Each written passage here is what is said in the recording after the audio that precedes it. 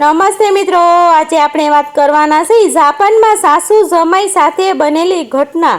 જાપાનમાં એક શાંત શહેરમાં જ્યાં શેરી બ્લોસમોના ફૂલોથી રસ્તાઓ ગુલાબી રંગમાં રંગાઈ જતા હતા અને જ્યાં દરેક વ્યક્તિ પોતાની જિંદગી નિયમ અને સમયના બંધનમાં જીવતો હતો, ત્યાં ગુજરાતમાંથી ગયેલો એક પરિવાર વસતો હતો।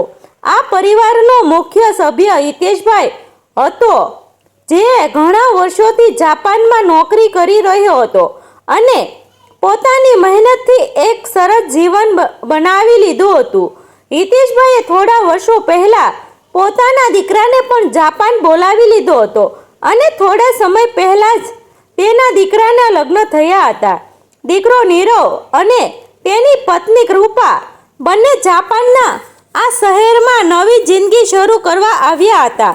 લગ્ન પછીના થોડા મહિનાઓમાં બધું ખૂબ સુખમય ચાલતું હતું, પરંતુ હિતેશભાઈની પત્ની એટલે કે કૃપાની સાસુ કાંતાબેન પણ થોડા સમય માટે જાપાન આવી પહોંચ્યા। એના આગમન પછીની જ આ ઘરમાં કંઈક અજીબ અને અનોખું બનવાનું શરૂ થયું। કાંતાબેનનો સ્વભાવ સામાન્ય રીતે થોડો કડક હતો, પણ અંદરથી એ ખૂબ જ સંવેદનશીલ સ્ત્રી હતી। જાપાનમાં આવીને શરૂઆતના દિવસોમાં એ બધું નવું લાગતું હતું, ભાષા, લોકો, ખોરાક અને અહીંની સંસ્કૃતિ, પરંતુ થોડા જ દિવસોમાં એ બધું સમજવા લાગી। કૃપા તેની સાસુની ખૂબ સેવા કરતી હતી અને નીરવ પણ પોતાની માતાને ખૂબ માન આપતો હતો, પરંતુ એક દિવસ એવી ઘટના બની કે જે પછી આ ઘરની શાંતિ તૂટવા લાગી। એક રાત હતી જ્યારે બહાર હળવો વરસાદ પડી રહ્યો હતો અને ઠંડી પવન સાથે બારણાની બાજુમાં ચેરીના પાંદડા ખળખળાટ કરતા હતા। ઘરમાં બધા સૂઈ ગયા હતા, પરંતુ મધ્યરાત્રિએ કાંતાબેનની આંખ અચાનક ખુલી ગઈ। તેમને એવું લાગ્યું કે કોઈ વ્યક્તિ તેમના રૂમની બહાર ધીમે ધીમે ચાલતો હોય। પહેલા તો તેમણે વિચાર્યું કે કદાચ નીરવ હશે, પણ જ્યારે અવાજ લાંબો સમય ચાલ્યો ત્યારે તેમને થોડી ચિંતા થઈ। તેમણે દરવાજો ખોલીને બહાર જોયું, પરંતુ કોઈ દેખાયું નહીં। છતાં હોલમાં એક અજાણી ઠંડક અને શાંતિ હતી, જે સામાન્ય નહોતી। આ ઘટનાને તેમની સામાન્ય માનવીને સમજવાની ન હતી, પરંતુ બીજા દિવસે સવારે તેઓ થોડી ઉદાસ લાગતી હતી। કૃપાએ પૂછ્યું તો તેમને ટાળી દીધું, પણ અંદરથી તેઓ ભયમાં જીવી રહ્યા હતા। બીજી રાત્રિ ફરી એ જ અવાજ આવ્યો, પણ આ વખતે વધારે સ્પષ્ટ હતો, જાણે કોઈ ધીમે ધીમે પગલાં ભરીને ઘરમાં ફરતું હોય। કાંતાબેનનો ડર હવે વધી ગયો હતો। તેમણે હિંમત કરીને ફરી દરવાજો ખોલ્યો અને આ વખતે તેમને એક પળ માટે એક આકાર દેખાયો। સફેદ કપડામાં કોઈ સ્ત્રી જે પળવારમાં ગાયબ થઈ ગઈ। આ દ્રશ્ય જોઈને કાંતાબેનના શરીરમાંથી કંપારી ફરી ગઈ। તેઓ તરત જ રૂમમાં પાછા આવી ગયા અને આખી રાત જાગ્યા રહ્યા। બીજા દિવસે સવારે તેમણે આ વાત નીરવ અને કૃપાને કહી, પણ બંને આ વાતને ગંભીરતાથી લીધી નહીં। તેઓએ વિચાર્યું કે કદાચ જેટ લેગ અથવા થાકને કારણે એવું લાગ્યું હશે, પરંતુ કાંતાબેન જાણતી હતી કે જે તેમણે જોયું હતું તે માત્ર ભ્રમ નહોતું। આ પછી ઘરમાં અજીબ ઘટનાઓ થવા લાગી। વસ્તુઓ પોતાની જગ્યાએ ખસવા લાગી।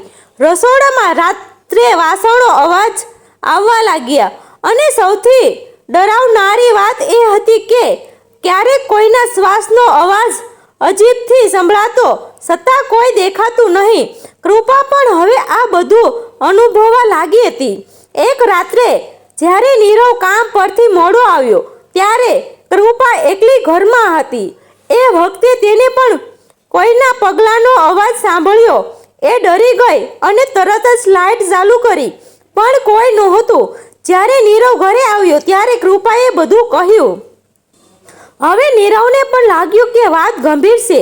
તેમણે નક્કી કર્યું કે આ વિશે કોઈ જાણકાર વ્યક્તિની મદદ લેવી પડશે, પરંતુ એ પહેલાં જ એક એવી ઘટના બની ગઈ કે જેને કારણે આ પરિવારમાં દરેક સભ્યના જીવનમાં ભય અને રહસ્ય છવાઈ ગયું. એક રાત્રે જ્યારે બધા સૂઈ ગયા હતા ત્યારે અચાનક કાંતાબેનના રૂમમાંથી એક જોરદાર ચીસ સંભળાઈ. નીરવ અને કૃપા તરત જ દોડી ગયા. તેમણે દરવાજો ખોલ્યો તો કાંતાબેનના ખાટલામાં બેઠી કપતી હતી અને તેમની આંખોમાં ભય સ્પષ્ટ દેખાતો હતો. તેઓ ફક્ત એટલું જ કહી શક્યા, એ ફરી આવી હતી. આ વખતે એ મારી પાસે આવીને ઊભી રહી. આ વાત સાંભળીને નીરવ અને કૃપા બંને શબ્દ થઈ ગયા. હવે આ માત્ર ભ્રમ કે કલ્પના નહોતી. આ કંઈક એવી ઘટના હતી કે જે તેમના સમજણની બહાર હતી. કાંતાબેનના મોઢેથી નીકળેલા એ શબ્દો, એ મારી પાસે આવીને ઊભી રહ્યા, હજી પણ નીરવ અને કૃપાના કાનમાં ગુંજી રહ્યા હતા. એ રાત્રે પછી ઘરમાં એક અજીબ જ દબાણ અને ભયનો માહોલ છવાઈ ગયો. કોઈ પણ એકલો રહેવા તૈયાર નહોતો અને રાત્રે પડતા જ બધાના દિલમાં એક અજાણ્યો ડર વસે જતો હતો. જાપાન એવી શાંત અને વ્યવસ્થિત જગ્યામાં આવી અનોખી અને અદૃશ્ય શક્તિનો અનુભવ કરવો એ દરેક માટે ખૂબ ભયજનક હતો. આગળના દિવસોમાં કાંતાબેનની હાલત વધુ ખરાબ થવા લાગી. તેઓ ઘણીવાર ખાલી જગ્યામાં જોઈને વાતો કરતા, જાણે કોઈને સાથે સંવાદ કરી રહ્યા હોય. કૃપા આ બધું જોઈને ગભરાઈ જતી અને નીરવ પણ હવે સમજતો હતો કે આ બાબતને હવે અવગણવી શક્ય નથી. તેમણે નક્કી કર્યું કે હવે આ રહસ્યને ઉકેલવા માટે કોઈ સ્થાનિક જાણકાર વ્યક્તિને મદદ લેવી જ પડશે. જાપાનમાં રહેતા એક ભારતીય મિત્ર દ્વારા તેમને એક એવા વ્યક્તિનો સંપર્ક મળ્યો જે આધ્યાત્મિક અને અદૃશ્ય શક્તિઓ વિશે જાણકારી ધરાવતો હતો. તે વ્યક્તિનું નામ હતું રાજેશભાઈ. તેઓ વર્ષોથી જાપાનમાં રહેતા હતા અને આવા અનેક પ્રસંગોનો અનુભવ કરી ચૂક્યા હતા. નીરવે તેમને ઘરે બોલાવ્યા. રાજેશભાઈ આવ્યા. જ્યારે ઘરમાં પ્રવેશતા જ તેઓ થોડી ક્ષણ માટે શાંત ઊભા રહ્યા, જાણે કંઈક અનુભવતા હોય. પછી તેમણે ધીમા સ્વરે કહ્યું, આ ઘરમાં કોઈ સામાન્ય વાત નથી. અહીં કોઈ આત્મા વસે છે અને તે ખૂબ અશાંત છે. આ વાત સાંભળીને કૃપાના હાથ કપવા લાગ્યા અને કાંતાબેન તો જાણે આ જ વાત સાંભળવાની રાહ જોઈ રહ્યા હોય તેમ બોલી ઉઠ્યા, હા એ જ છે. એ મને દેખાય છે. એ કંઈક કહેવા માગે છે. રાજેશભાઈએ કાંતાબેનને શાંત કહેવા કહ્યું અને ઘરમાં દરેક ખૂણામાં જઈને ધ્યાનપૂર્વક નિરીક્ષણ કરવા લાગ્યા.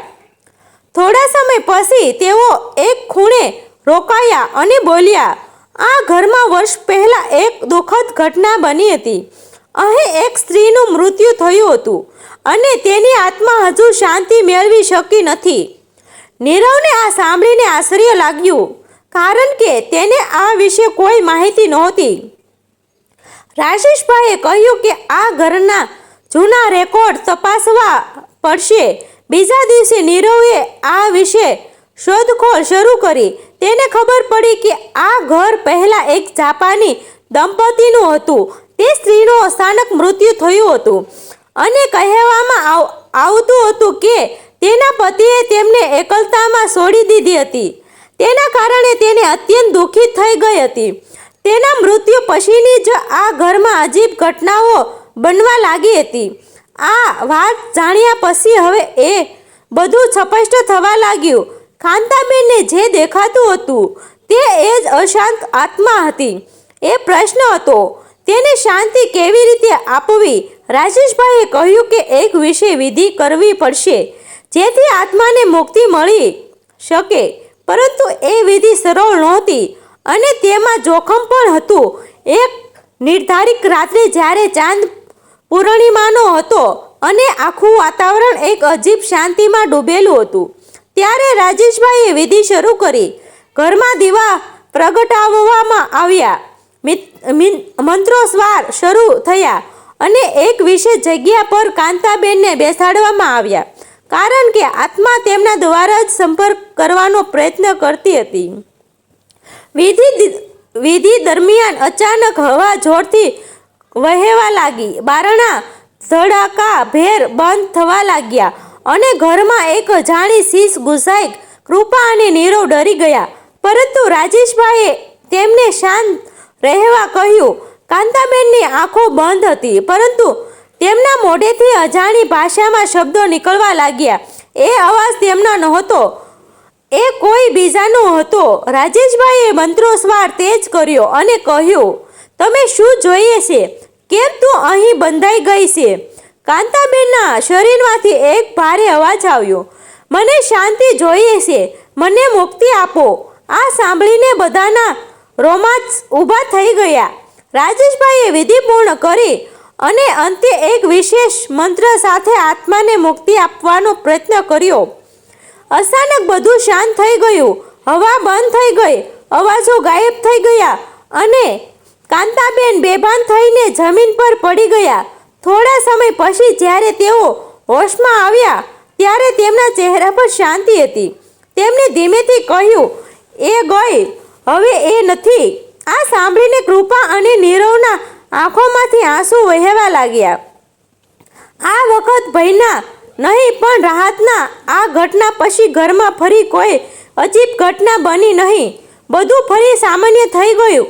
પરંતુ આ અનુભવે આ બધા પરિવારને જીવનભર માટે એક પાઠ શીખવી ગયો. દુનિયામાં એવી ઘણી શક્તિઓ છે જે આપણા સમજણી બહાર છે અને તેમને અવગણવું નહીં, પરંતુ સમજદારીથી સામનો કરવો જોઈએ. આ રીતે જાપાનની જમીન પર બનેલી આ ઘટના એક ભયંકર સ્વપ્ન જેવી હતી, જે હવે પૂરી થઈ ગઈ હતી, પરંતુ તેની યાદો હંમેશા માટે તેમને જિંદગીમાં કોતરાઈ ગઈ. મિત્રો, આવા જ વિડીયો જોવા માટે અમારી સાથે બન્યા રહેજો. આભાર મિત્રો. ગમે તો શેર કરી દેજો.